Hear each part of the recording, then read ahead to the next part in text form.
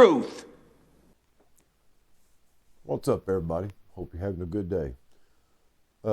Thanks for everybody's comments about how I can improve or fit in a niche or whatever about my video.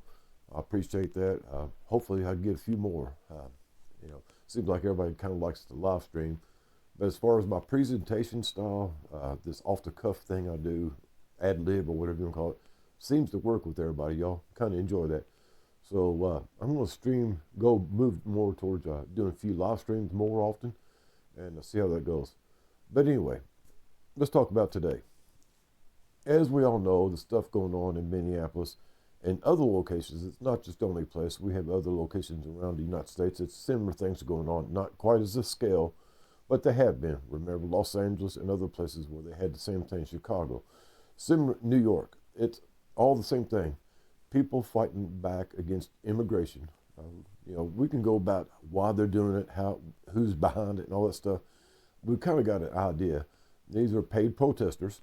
Now, who's paying them? Well, it's different people. Even our current administration or Republican Party or even other groups may be behind some of these paid protesters, these instigators, as they call them. But we're not about that today. And what I'm wanting to get into, I talked about this the other day, about people's brain function, not really conscious or aware of what they're doing in the world, how they're acting, what the consequences thereof of their actions.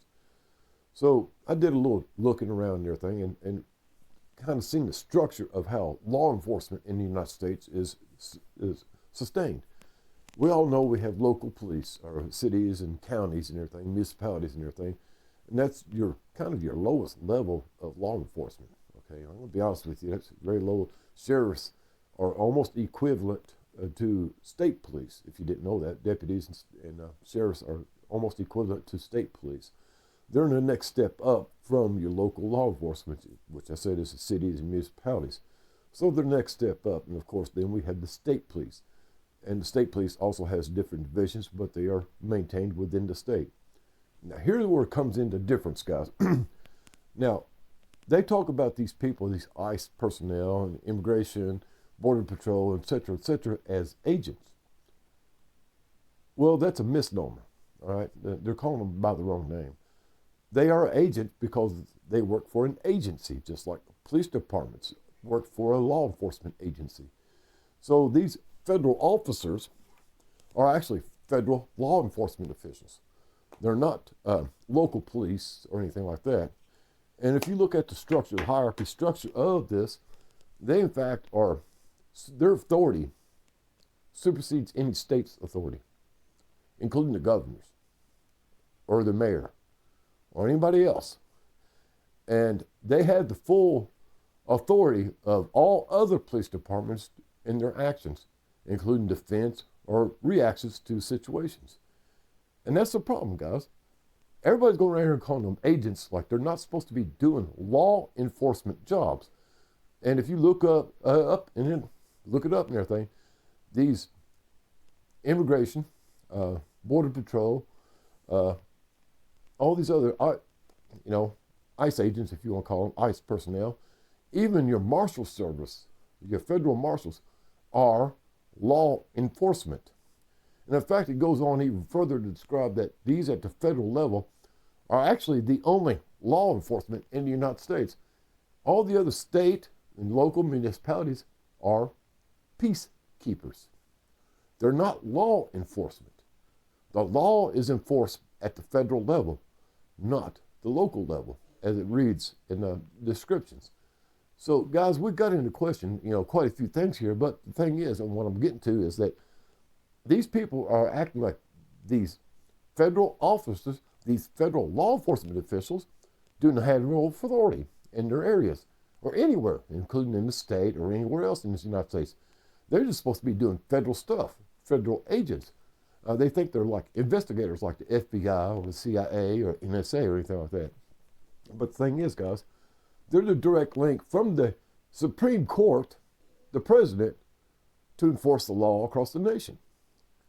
And they're getting this mixed up quite a bit, and this is leading to people acting irrationally and out of the order. We've seen the recent shootings in Minneapolis. Whether or not they were deserved, well, that's another discussion. In my opinion, yes. And in fact, I think there's more should be allowed for the protection and the service of these law enforcement officials from the federal level, but to restrict it by the current norms of society. They can't fully act. I mean, guys, look, if it was a local law enforcement or state level law enforcement doing the same things as these guys, they would be shooting the motherfuckers. They would be beating the fire out of them. They wouldn't be just little grenades of tear gas or pushbacks. They'd be beating the hell out of them and putting them in jail. So that blows my mind that these people, these protesters, are acting like the federal level law enforcement don't have no authority, when in fact they have more authority than the other law enforcement agency in the United States. So we have a cognitive dissonance, as I put it the other day, in these people that are protesting, that it's okay because they're not really law enforcement. But the fact is, they're super cops. Y'all, we've heard the term about super cops. Well, the federal law enforcement agencies are what we would consider super cops.